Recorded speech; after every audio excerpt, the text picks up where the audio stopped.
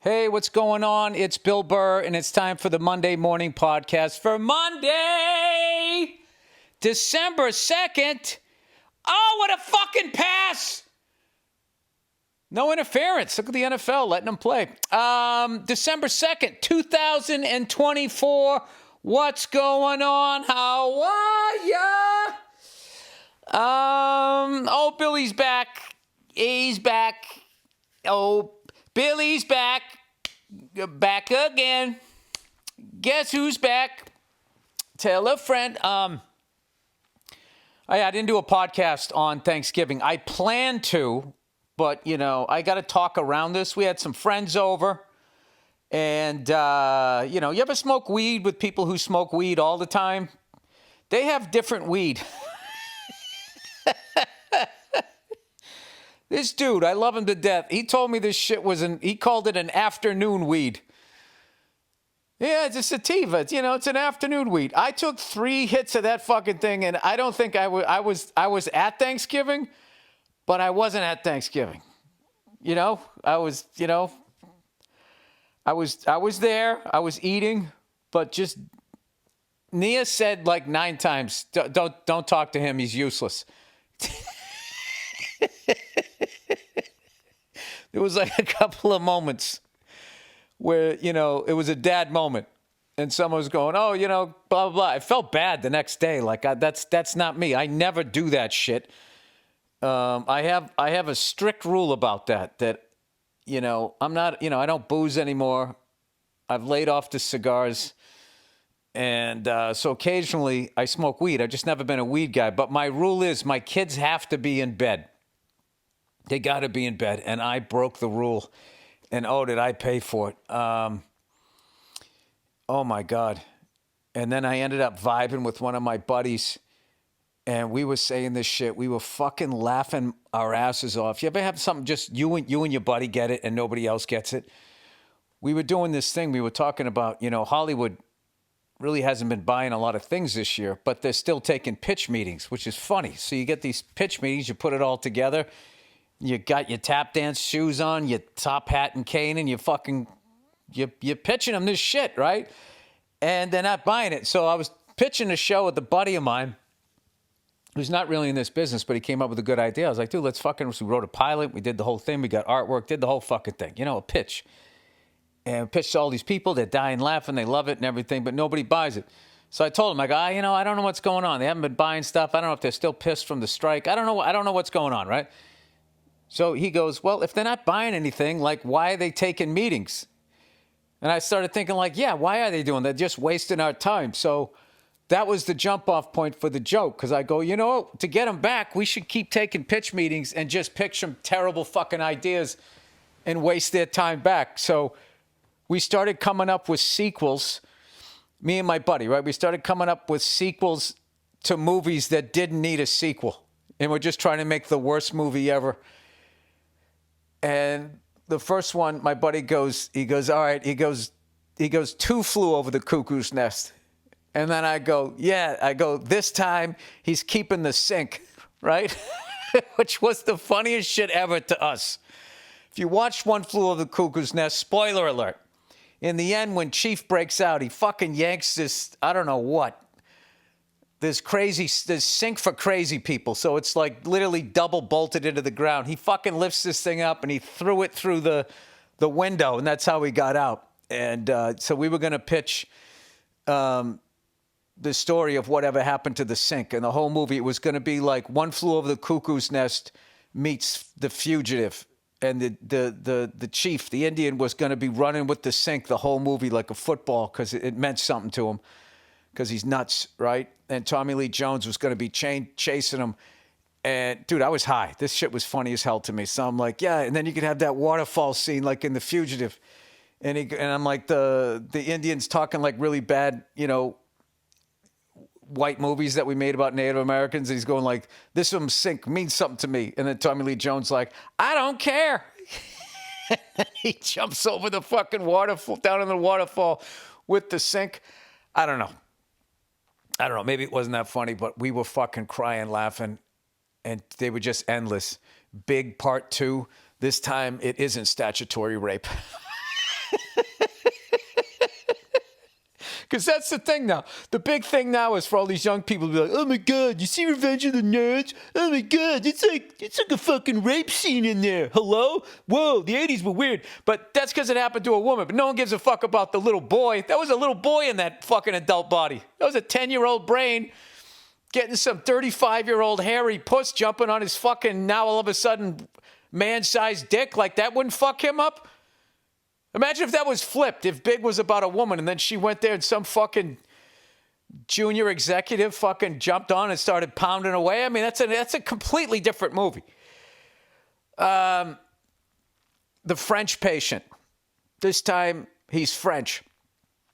Listen, the whole purpose was to waste their time.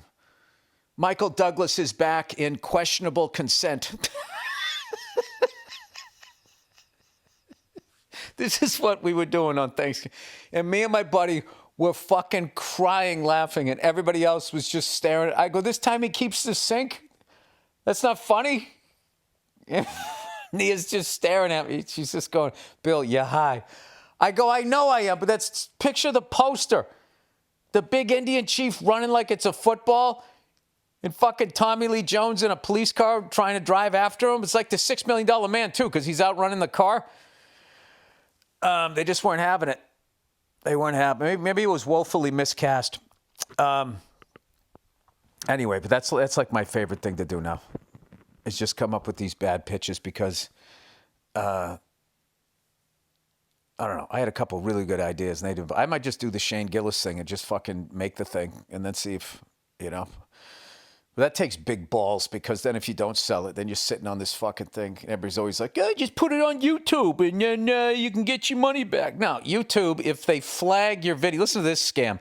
If YouTube flags your video, you don't get advertising money on it. If somebody complains, it gets flagged. So then I said to them, I go, oh, so then that means you don't run an ad on it? They go, no, we still run the ad. I go, well, then who keeps the money? And they're like, I don't know. You're keeping it, you cunts. So now what's stopping you from having a room full of people flagging videos on your own fucking site to make more money? I remember one time I was talking to a streaming service, and they were talking about how something I did performed. And they were trying to I was going, I think I should be making this amount of money. And they're going like, nah, it should be this. And I go, you got to be fucking kidding me. That last thing I did killed. And then they're like, well, it didn't do as well as so-and-so's blah, blah, blah. And I go, how would I know that? How the fuck would I know that? All the information's going to you. All I know is what you're telling me. What's to prevent you from telling me my thing's underperforming when it isn't? And he literally goes, well, we could get in trouble for fraud. I'm like, by who? Who the fuck is watching you? Nobody is watching these people. That's what's funny. There's a booking agency that I'm working for currently for the third time. The government's going after them, saying that they're a monopoly, and nothing's going to happen. It's unfucking believable. They own the venues. They own the fucking ticketing. They produce the fucking shows. I mean, it's open and shut. The whole fucking thing is open and shut. It's like beyond a monopoly. But what happened is they deregulated capitalism. Deregulated is a fucking nightmare. Regulated is fantastic.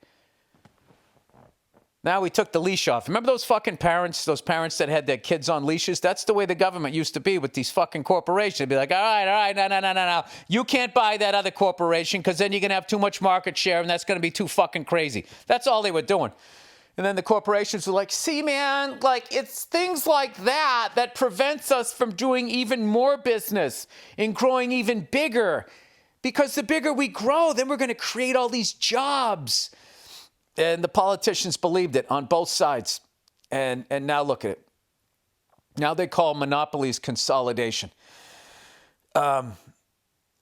And then they got Democrats and Republicans yelling at each other as if we're playing football against each other when we're not. We're on the same fucking team. I'm going to say this every fucking week. It's a public service announcement. It needs to be said. We are not on opposite teams. We're on the same fucking team. The same dick that is in your ass is in my fucking ass. There you go. All right? It's not me versus you. It's us versus them, but we're yelling at each other. So they're sitting in the stands now just laughing at us as we try to move the ball like Ohio State. Oh! That was unnecessary. All right, before I get too far into this podcasting here, one of my great friends in this business and an incredible comedian and just artist in general and person, Bianca Cristoval's show, Gold Digger. Saturday, December 7th at Union Hall in Brooklyn, 702 Union Street. Doors open at 7 p.m. I've had a lot of people open for me over the years, and she's right at the top of the list. And she's just been killing it. I don't want to tell all her business, but she's been out there selling stuff, writing projects and selling stuff. And I kind of knew from early on, I'm like, there's no way she's not going to make it because she's not sitting around waiting for someone else to give her an opportunity. She is creating her own opportunities by working her ass off day and night. So I am beyond proud of her. I love her to death. She's going to be at Union Hall in Brooklyn, New York, Saturday, September 7th. Doors open at 7 p.m. Go see her show, and I'm loving all her new stuff. All right, now let's move on. I brought it up? Michigan versus Ohio State. I'm not going to sit here and act like I had any idea that game was going to go like that. That reminded me of when a brawler gets into the ring with a boxer, and the boxer knows all I got to do is just box. I'm technically better than this person, and I can win this game. And Michigan, their game plan won out. You know what they were going to do was fucking run the ball and eat up the clock. This is going to be a possession thing. They're better than us at every offensive position. And I don't know what the fuck, the defense played fucking great. What'd they have? 2 picks, bunch of deflected balls, stopped them in the red zone. I don't even know how many times they came away with no points. And it was a classic Big Ten game. 10-10 at the half, 10-10 into the fourth quarter. Final score 13-10. I mean, it was a sloppy game. It was an ugly game. But like what they did in a very sloppy way was how those early Belichick-Brady teams used to beat like the fucking Indianapolis Colts when they had the 3-headed monster. We would somehow just somehow dominate the time of possession and get some turnovers and pressure the quarterback and take away their best guy. You got to beat us with your second guy, all of that. And it fucking worked like a charm. So with that, for the first time in a long time, unfortunately, there were seniors graduating on that Buckeye team and in the stands who the Buckeyes lost to Michigan all 4 fucking years. I mean, now let's be honest. That happened in Michigan for about fucking 3 generations. Beginning part of this decade. So this century, I should say. I feel like from like 2001 until they finally beat them in 2021. Anyway, so congratulations to them. Alabama stomping all over Auburn in the War Eagle game, whatever, Iron Bowl. Every year I say I'm going to that, and this year I asked my lovely wife Saturday night. I was like, I'm going to that. And she goes, when is it? I go, it's the Saturday after Thanksgiving. I go, I'm going to that. She goes, no, you're not. And then I go, well, it wasn't a question. It was a statement. And then she just laughed. We were on a date. We were on like a couple's date, right? The other couple, Nia laughed and goes, see, that's how I do it. He's picking up on my tricks. So anyway, I'm going to go to that. And it's in Auburn because I've already been to a game in Alabama. And I want to see that, when they let the Eagle go.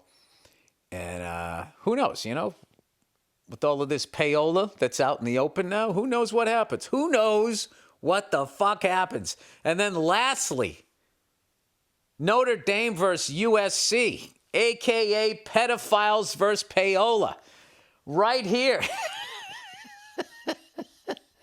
Nobody called it that.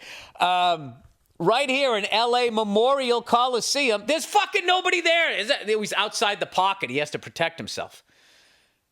He's got to protect himself. I will say this. I love college football. I love college football because it looks like the football I grew up with.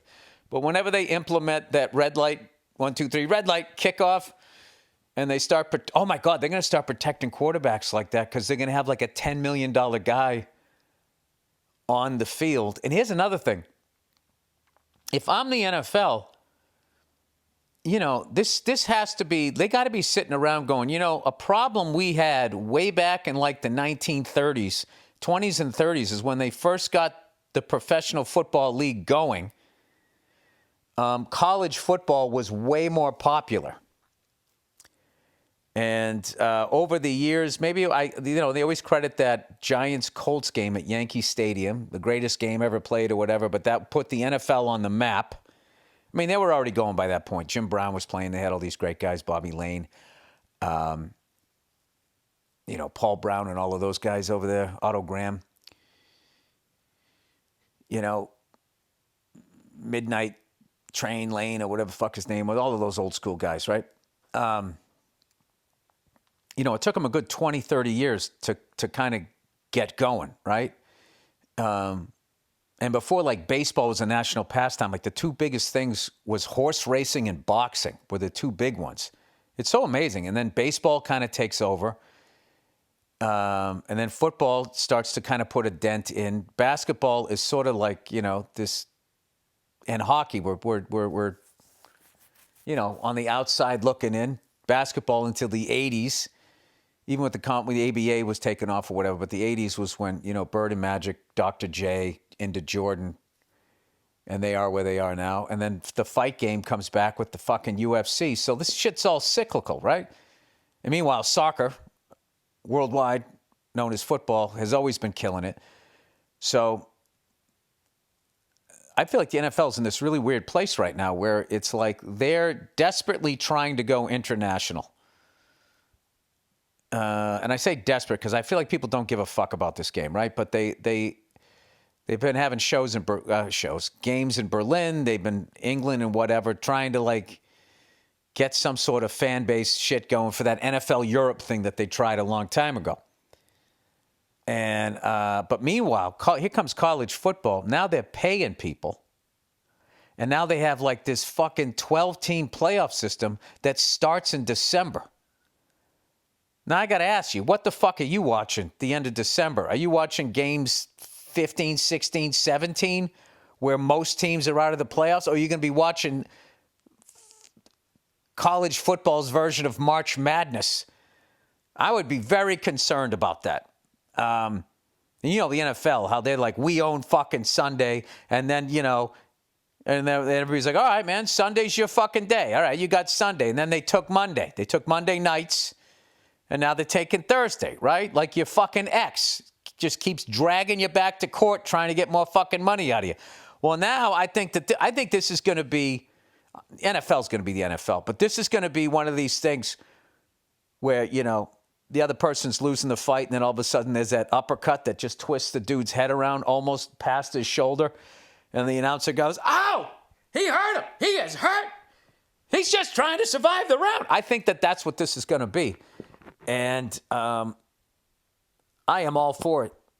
This fucking college football playoff, and they're getting paid now, so you don't have to feel guilty going, these kids are out here. Every time you see somebody go down in these extra games, you're like, fuck. The Willis McGahee thing, right? For no money.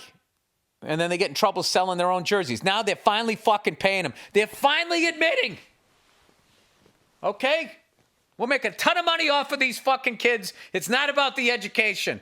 This fucking shit pays for the whole campus and our horse. All right? We're going to break something off for the kids. They got this fucking 12-game playoff thing. I don't know. It takes a lot to get a fucking advanced-aged bald ginger like me excited. And I am excited about this. 12 fucking teams, 3 weeks. Go fuck yourself. It's going to be unbelievable. I am very excited. That's all I want to convey to you. And if I was the NFL, I would be thinking like, this could really put a dent. Well, you know what they're doing. They're such cunts, the NFL. You know what they're doing. They're probably, you cannot have your playoff games on Thursdays. You cannot have them on Mondays. And you cannot have them on Sundays. Well, what the fuck about you? You were Sunday. You took Monday and Thursday. Didn't you? Well, didn't you? Anyway, I got the New Orleans Saints laying 3. They're up 3-0. Second quarter, 9:10 to go. I put money on a 4-17, people. That's what I did. They got a good defense, though. Look at that. He's right there is that Cooper Kupp? You know, it was my favorite thing. I was in this conservative city, and I heard this woman calling her kid's name was Reagan.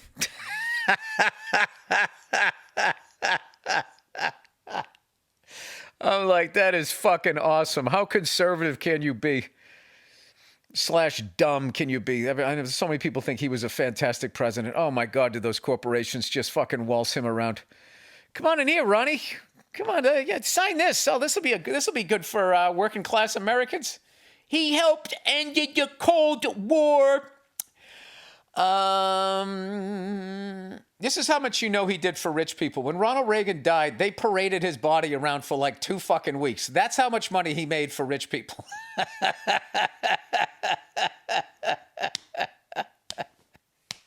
They haven't done that for any other dead president. Ronald Reagan, they were like, for like fucking 2 weeks. It was like, you know, some of these bands' farewell tours, like how many, they added another leg. It's like, you're not fucking going away. All right. Anyway, what else? 2 flew over the cuckoo's nest. This time he's keeping the sync. And my buddy even made like a poster. He sent me a picture of it. It's fucking hilarious to me. I don't know if it is to you, but like, if you guys want to pitch some, the key is it has to be a movie that, you know, was so good you wouldn't want to try to redo it, or it's over. Like, there's no reason, the story's done. We get it, Bill. You don't have to fucking over-explain it. All right. Well, I've been working out and getting ready to do my little Broadway show here. Oh, what are the actors called doing Broadway? Surfing the boards, gliding on the boards. I don't know what it is. There's something about the stage. And it's just gloriously like inside the actor's studio. Remember that guy? He used to host it. Like, just the level of importance that he could put on things. It's something like that, where it's just like, all right, I don't think I'm, you know, I mean, I'm walking on a stage. I mean, it's elevated so the people in the back can see. I think that's what's happening more than anybody gliding on the board, whatever they say. I don't know. There's really nothing wrong with what actors say when they say that. It just has more to do with my fucking issues. Surprise, surprise. Anyway, once again, go see Bianca. All right, that would mean the world to me if you would help her sell these last few tickets. Union Hall, Brooklyn, New York, December 7th, 7 p.m. All right, with that, let's get into the reads for the week. Oh, would you look who it is? It's old Zip Recruiter. Talk about things that take a long time to do. I don't know, taking a shit when you're constipated. You know, you squeeze, you fucking, you know, you rock back and forth. You know, you stick a fire hose up here. Sorting through countless email. Oh, I'm sorry. I went in the wrong direction. Look who it is, everybody. It's old Zip Recruiter. You know, some days when I'm looking at my sock drawer, I'm like, holy jeepers creepers, where did I get all these tube socks? You know, and how come so many of them don't have a matching pair? You know, it's a pain in the ass. What am I supposed to be doing here? Growing a plant? Anyway, if you're an employer, sorting through countless emails, putting together a piece of office furniture, growing a plant. See, they already wrote the jokes. I didn't need to do all that. And if you're an employer, you can add hiring to this list. But now, there's hopes, thanks to ZipRecruiter. ZipRecruiter finds qualified candidates fast. Veet. And today, you can try it for free at ZipRecruiter.com/Burr. ZipRecruiter is the hiring site employers prefer the most based on G2. How fast does ZipRecruiter? That was the sneezing version. Smart technology. Start showcasing your job to qualified candidates immediately. Whatever. Their powerful matching technology works fast to find top talent so you don't waste time or money. You can invite top candidates for your job to apply, not those whores out in the street. Top shelf talent to encourage them to apply sooner. Okay? Let Zip find top talent for your roles in no time at all. See why 4 out of 5 employers who post on ZipRecruiter get a quality candidate within the first day. And if you go to recruiter.com/Burr. Go there right now. ZipRecruiter.com/Burr right now. You can try it for free. That's the same price as laughing so hard that your sides hurt or getting a compliment from a random stranger. Again, that's ZipRecruiter.com/Burr. ZipRecruiter, the smartest way to hire. Oh, God, I always impress myself the way I read that last line. Look at Derek Carr throwing the ball down the fucking field. Oh, he knocked it out of his hands. Indochino. This Black Friday, or last Black Friday, or whatever, instead of just looking for good deals, get a deal that will make you look good. Get custom-made clothing at the best prices all year from the global leader in made-to-measure apparel. Their Black Friday sale runs November 18th through December 1st, and their cyber sale goes from December 2nd to December 8th, all at Indochino.com. Design the suit of your dreams and fine-tune every detail, including linings, monograms, pocket flaps, etc. A tailored fit from home. Set up your measurement profile on Indochino's website and choose customizations without even leaving the house. Or a premium in-person experience. Book an appointment at a showroom near you and let an Indochino style guide walk you through every step. Upgrade your closet. Update your closet and shop discounted custom pieces and bundles at Indochino.com during their Black Friday sale, November 18th through December 1st, and their cyber sale from December 2nd to December 8th. That's Indochino.com. Indochino.com. All right. Is this? Oh, this is an ad. All right. Public Rec. REC. Let's be real, guys. Wearing nice pants sucks.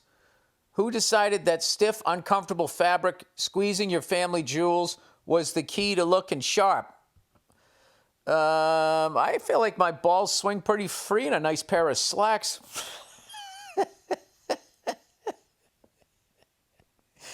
Slacks. Oh, they got this Corona commercial again this year. It's just timeless. All right, well, here's an easy holiday gift. Oh, sorry. Well, here's an early holiday gift from me to you. These days are finally over. Public Rec's Daymaker pants are here to make sure you stay comfy and classy this season.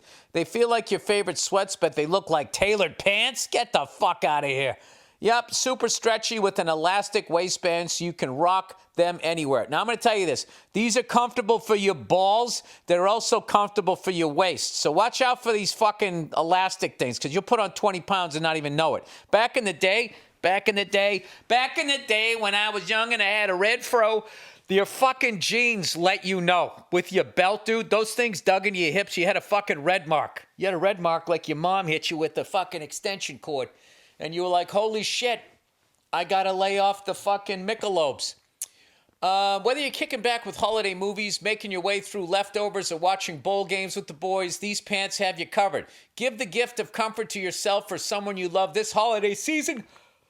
Sorry, I keep fucking yelling here. With Public Rec's Daymaker pants. And for a limited time, you can get 20% off your entire order with code Burr at publicrec.com. That's 20% off when you use the promo code Burr at publicrec.com. Usually when you order comfortable pants, you only get to pick from small, medium, large, and extra large sizes. With Daymaker, one of the only songs I don't like from Led Zeppelin, Daymaker. It's on the Houses of Holy album. Check it out. Oh. It's actually Diremaker, but you're supposed to pronounce it Jermaker. That's what every stoner had to let you know. That was what they knew. They couldn't name the capital of your fucking state, but they knew that information. With Daymaker pants, you get to select the exact width and length you need. Whether you're a 30 by 32 or a 44 by 36, you can find your perfect fitting pants. Public rec, I'm going to look at this shit.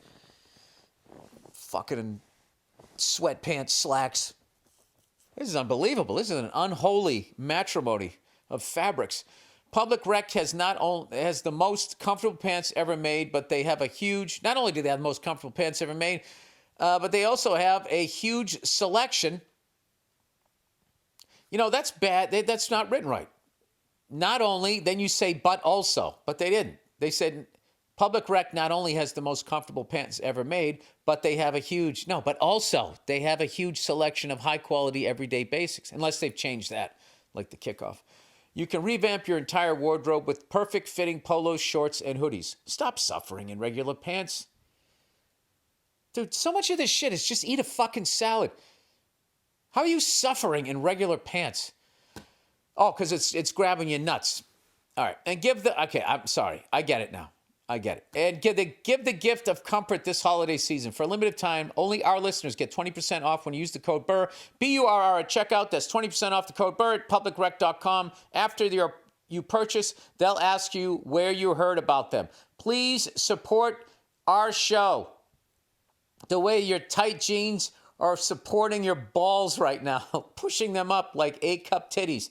And tell them we sent you. Say goodbye to pants that put up a fight, because when comfort meets style, you found Public Rec.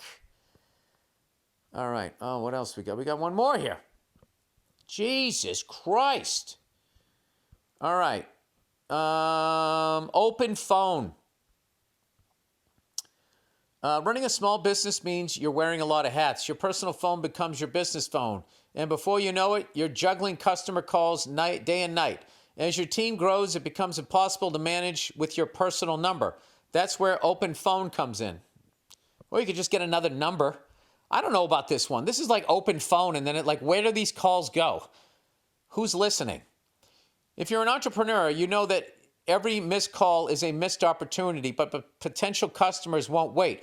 They'll call the next business on their list. With open phone, you'll never let another customer call go unanswered. If your business has a growing team handling calls, whether it's sales or support, you know how tricky it can be to stay on top of things, like who responded to that customer. Did anyone follow up? With open phone, you'll never have to wonder. They've built a system that lets you track when calls are answered, who responded, and how they handled it all in one piece. How they handled it? You're listening in on it, letting you focus on growing your business. For just $15 a month, the cost of a few coffees, you can get... How the fuck is coffee? 2 cups of coffee, $15. Because we're still in Iraq and we're printing money with nothing behind. It's the immigrants. You get complete transparency and visibility information into everything happening with your business phone number. They use AI-powered call transcripts and summaries. So you'll have a summary of your phone call with action items as soon as you hang up. And if you miss a call, automated messages are sent directly to your customers, meaning you'll never miss an opportunity to engage with them. Right now, Open Phone is offering 20% off your first 6 months when you go to openphone.com/Burr. That's OPENPHONE.com/Burr. It's amazing how many ones are perfect, like Mississippi. For 20% off 6 months, openphone.com/Burr. And if you have existing numbers with another service, Open Phone will port them over at no extra charge. All right. Now let's get to what you guys really want to hear. You really want to hear what you had to say this week. What did you have to say? All right. Modesto. Dear Bricktop Billy, in the behind the scenes of the movie Snatch, Bricktop is a Cockney slang for a redheaded fella. I like that. Bricktop's cool. I don't mind that. Carrot top, bricktop, fuckhead. I mean, none of it bugs me. I knew where it was coming from. I knew where all of that was coming from. I saw the fear in the pigmented people's eyes. All you people who had brown and black hair, I saw the fear. That's why you came at the redheads, because secretly you were sitting there going like, all right, I was dealt the royal flush of a hand in life, and I don't know what the fuck to do with it. As opposed to me, was sitting there holding a pair of 6s, and I acted like I had some fucking kings and queens, and people bought it. I don't know why, but they did. And here I sit, all happy and freckled. Central California native here. Oh, nice. I just did the Central Valley. And I've been a fan since the Chappelle show. I was at the Modesto show last Thursday. Thank you for coming to our town. It was a great time. Also, love seeing you deal with that loud lady who just so happened to be my old boss. My wife and I were going to see Anthony Jeselnik in Stockton, but he canceled. So you were here. So you were her first live stand-up. Oh, all right. That was the booby prize. She wanted to see Anthony. I assumed you would have made it to the American Graffiti Car Museum, seeing as how it's one of our only attractions. That and the Scott Peterson House. Since you have such an appreciation of classic cars, you should check out our annual car show, American Graffiti. Yes, named after George Lucas's early film about cruising around Modesto. Until I went to Modesto, I had no idea they shot it there. But I did think in the beginning of that movie, when that kid rides up on the scooter, that he fucks up and sideswipes the building. I died laughing, and it looks so real. I'm like, that had to have been an accident. It was real. And then Dean Del Rey found information that confirmed that it was a happy accident. It was hilarious, and they kept it in the movie. All right, moving on. Just last year, we had to cut the cruise off at 1,000 cars. And for a few hours, the streets shut down for regular traffic so they could do a lap around town. Most of the legit car clubs here post up instead of cruising. Too bad we just shut down the old A&W that was actually in the movie. Oh, no, did you? That was an A&W? It was also a root beer thing? There's so many things about that movie. Now there's another thing. I kind of have a rule, I don't eat fast food or whatever. When I get in the middle of nowhere, usually Montana, Wyoming, or wherever, Idaho, they still have those A&W places. And I always have to go in. I got to get a burger, man, and a root beer. It's just, it takes me back to my childhood when I don't know, when I first had a root beer, I just thought it was the greatest thing I'd ever had. Buying packs of football cards, putting that stale powdered fucking gum in your mouth and then drinking a root beer. That just the level of sugar that was involved in my 1970s into the 80s childhoods was fucking amazing. My joints are still inflamed from the gum I chewed in those fucking those football cards. Anyway, hope you can make it to the car show one year. Please do another close if you do.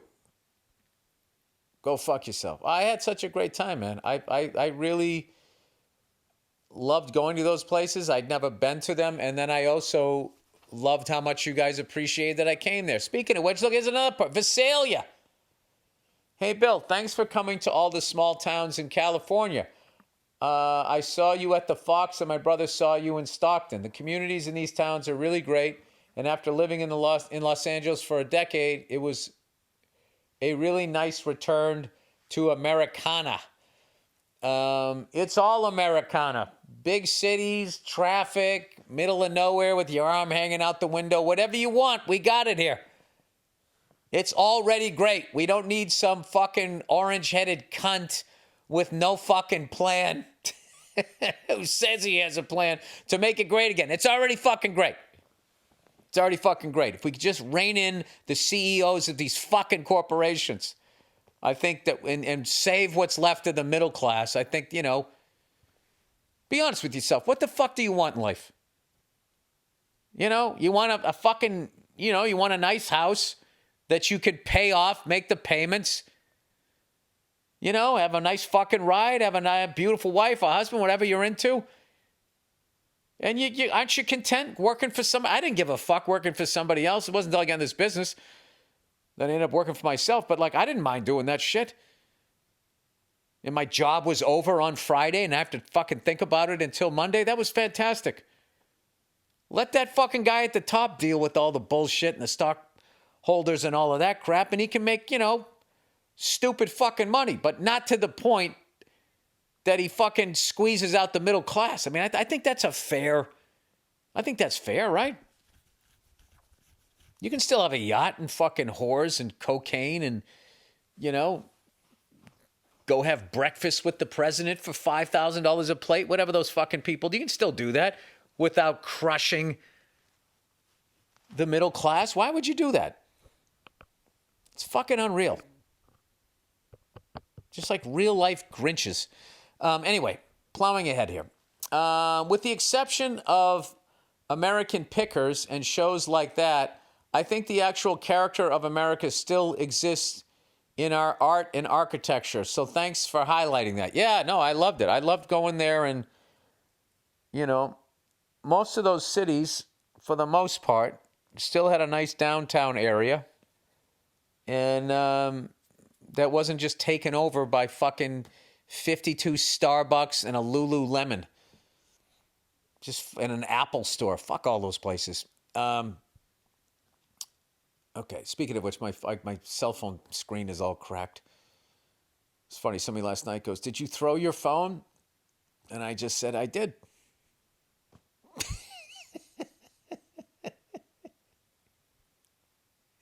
Do you remember why? Of course not. Of course not. Felt good when I did it. Didn't feel good when I picked it up. All right. This person continues to say, living in a major city made me really cynical about almost everything. Well, yeah, that'll happen. That's faded a lot since then. Last week, I bought a cake from some moms having a bake sale for a charity. Cake was amazing, and I didn't wince at the price, so I tipped a little extra for the karma.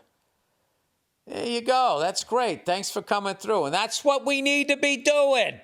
Right there. Fuck these corporate people. Go to a mom and pop place. You know, you help them out, you're helping yourself out. Don't always go for the deals at the big box stores. Fuck those people. I went to Best Buy yesterday. Who the fuck am I? Sucking on a chili dog.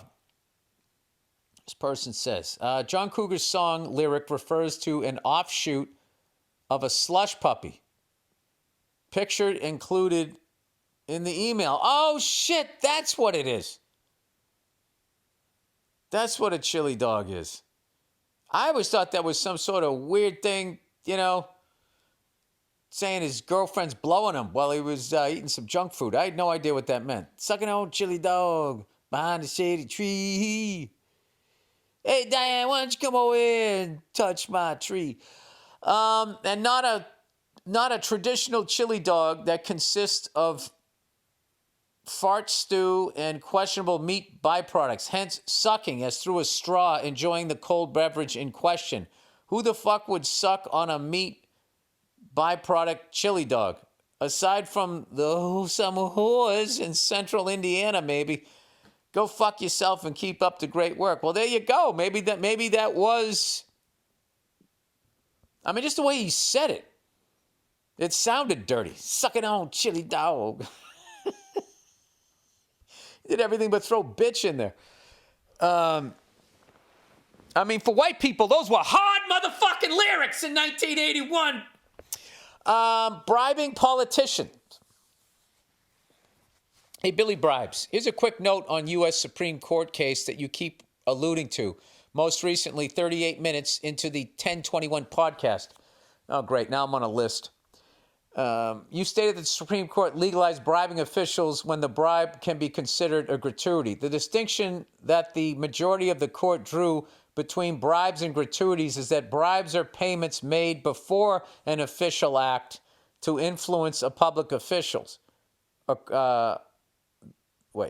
Before on an official act to influence a public official occurs.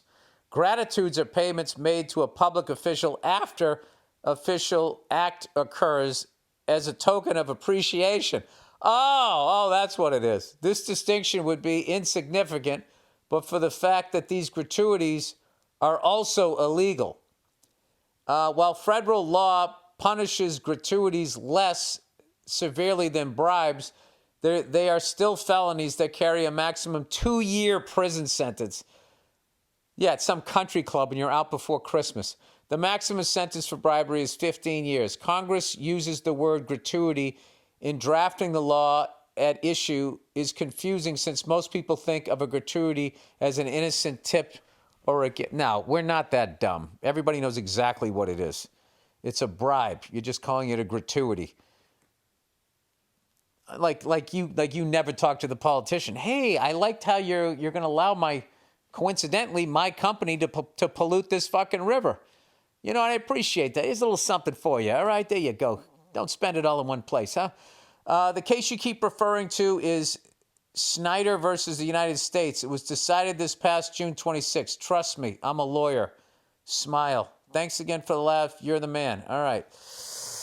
I like he's got a sense of humor that he's a lawyer. Snyder versus the United States. Who the fuck was this Snyder guy, and who does he want to fucking pay, and for what? You'd think that CNN and Fox News would be interested in this. How interested they were in that fucking complete nobody that had a garage full of hand sanitizer at the beginning of the pandemic. And they dragged that. Oh, how could you do this to your fellow country? This is disgusting. That's what's wrong with this country. Right? Right? And then meanwhile, big drug companies can charge like $600 for a leukemia pill. Isn't that what they're doing? Man, that never makes the news. It's weird. I can't, if you guys could help me out, I can't figure out why that is. All right. Oh my God. This guy just sent me a fucking email that is going to change my fucking life. I don't know if you guys send me shit like this, it's gonna fucking, like when you have a rescue dog and it like fixates on something and then you got to like change the direction of its head or it's going to fucking just go in whatever direction it's looking in. This is what this kid did to me. All right. I've been everywhere, man. I've been everywhere, man. I've been everywhere. Hey, Billy, pasta balls.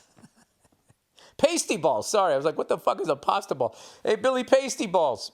Love listening to your rants on stage or on your podcast. I wanted to provide you with the Johnny Cash song, I've Been Everywhere. I've included all the information you need to get the tour of tours started. I've added historical locations that you can perform at, along with seating capacities. I also did a breakdown to 3 to 6 show loops at a time, so you don't get fucking tuckered out. Dude, you did my agent's job. If you need more help, let me know. Now, go out and get it done and go fuck yourself. This fucking guy, he listened to the Johnny Cash I've Been Everywhere song, and then he listed every city that he talks about in it and where I could play. I mean, now I have to do this. And I would break it. I break it up into about 6 legs. There's no fucking way I'm doing all of this at once. I got the kiddos here. All right. And then and then the places I've already been to are not making the tour. I do them anyway. Okay, the first one, Reno, been there. Chicago, been there. Fargo, been there. Minneapolis, been there. Buffalo, been there. Toronto, yes. Sarasota, I've been there, but I've never performed there, so I would do one there. Wichita, I believe I've been there, but I'd throw that one there anyway. Tulsa, been there. Tampa, done that. Ottawa, yes. Oklahoma City. I've been to Oklahoma City, but I did stand up in the Tulsa area. No, wait. I did Tulsa. The Brady Theater. I love that fucking place. All right, so Oklahoma City, I would have. Tampa, done that. Panama City, never. What the fuck is Mattawa? Mattawa, Washington. I'm copying and pasting this, and I'm sending this to my agent. This one here is a motherfucker. Bangor, Maine. I should have knocked this one out a long time ago, 30 years ago when I was still in Boston. I just never got booked on the gig. There was a gig up there, and I remember there was this comedian used to do a joke talking about, you'd get directions. How do I get there? And it was like, take 95 north to the end.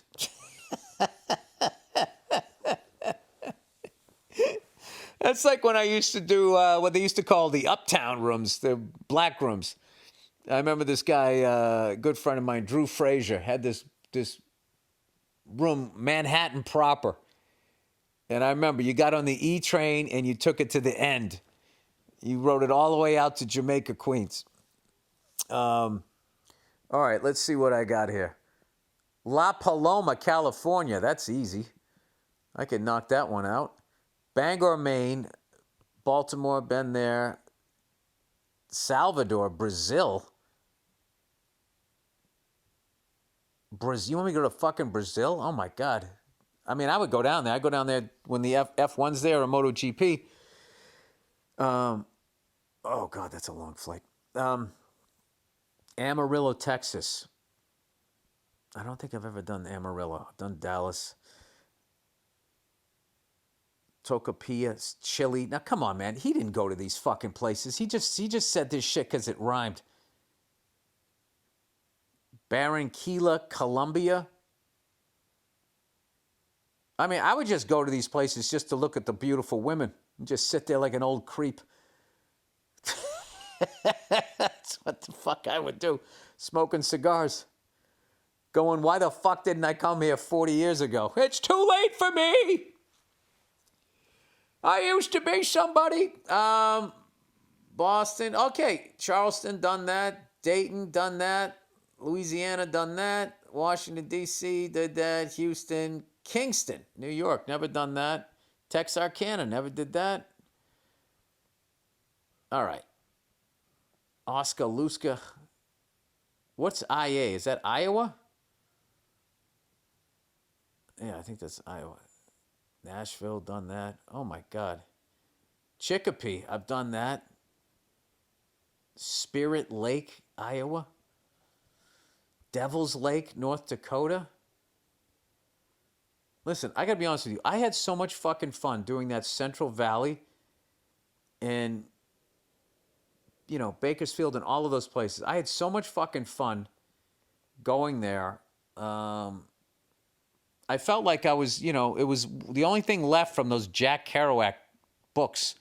How you would go to a town. There would just be all these crazy fucking unique businesses and architecture and all of that stuff that you just didn't see before.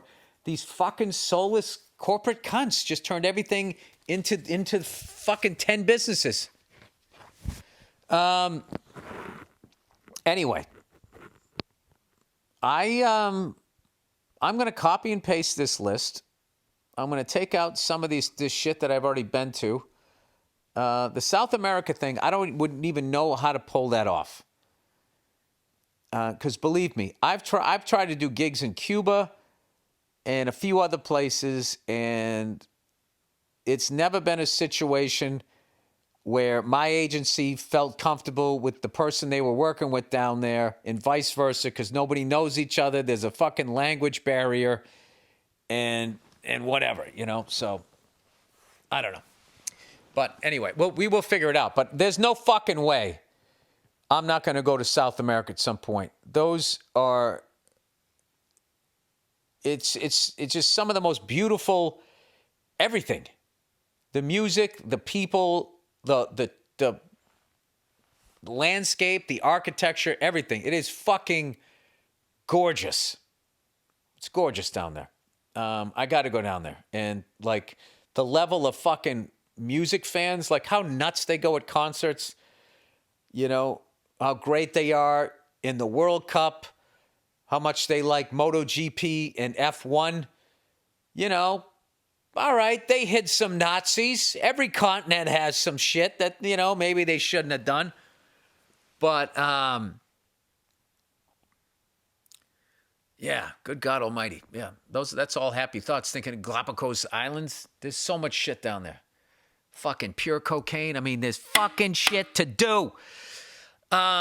All right. Well, that is the podcast. Oh, Billy Capskins. I'm back. Been playing the drums a lot. You know, Alex Van Halen has a new amazing book out, and just made me go back for the umpteenth time and listen to his body of work.